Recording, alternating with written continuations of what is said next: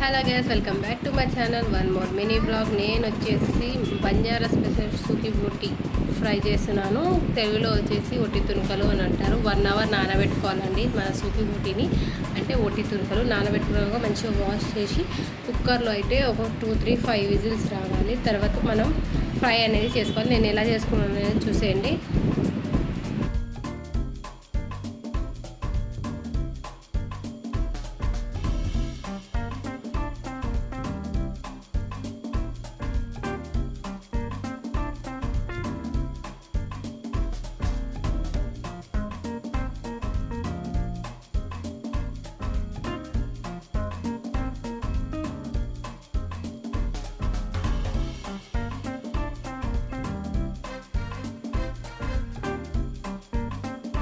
Smell అయితే సూపర్గా ఉందండి. టేస్ట్ చేసి నెక్స్ట్ వీడియో అయితే పోస్ట్ చేస్తాను. దాంతోపాటు చపాతీ కూడా. ఓకేనా?